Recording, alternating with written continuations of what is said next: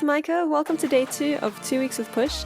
In this video I'm going to show you how to browse, add tracks and instruments as well as audio and MIDI effects.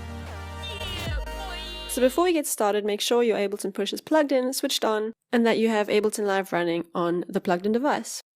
So on the Push, it's going to show that it's got no devices.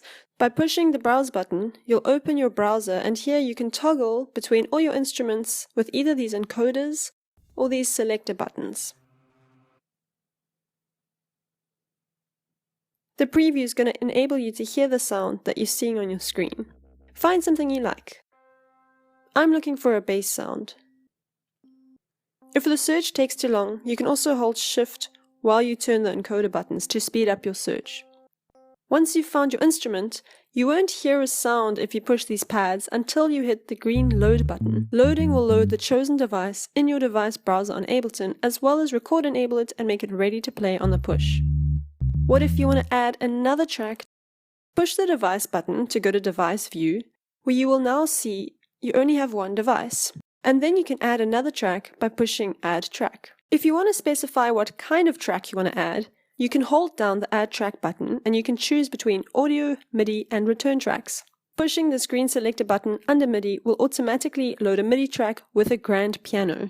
If you don't want a grand piano, push the browse button again and go through the whole exercise of choosing an instrument that we just went through. But I'm happy with the grand piano. By using these left and right buttons, you can move between tracks and see and play other devices.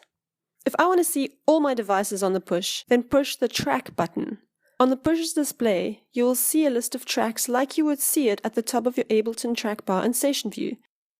Also, these notes are a little bit low. I want to play a bit higher, so I can either move my hand up on the pads, or I can hit the octave up button, or even use the touch strip to change the octave I'm in. And what if I want to add an effect to this instrument? So you go back to your device view by pushing device, then hit add effect. We're browsing again like we did with the instruments, and I want to add a reverb, so I'm going to go all the way to reverb. I've chosen this cathedral preset, and now I load it with the green button. If I now go back to device by pushing the device button on the Push, it shows me my current device view in summarized format. I can see that I have a grand piano, and in my grand piano, I have the cathedral plugin. I can now go inside the plugin by using this selector control button over here that looks a bit like an old enter arrow. Inside the device, you can see all your sections and parameters of the plugin. You can even change all these parameters from your Push with the encoders, and see that it changes on your screen in Ableton. Okay, so just going back a step, I'm back in my track view. So remember that preview sound I was telling you about earlier? You can actually change the volume for that. And you can control that volume by holding down Shift and turning this master volume encoder at the top right of your Push. This changes the cue volume. In day 3 tomorrow, I'm going to be talking about drum racks, how to add them, and how to program beats. So try these things on your own now, and if you have any questions, you're welcome to ask. And I will see you tomorrow for day 3.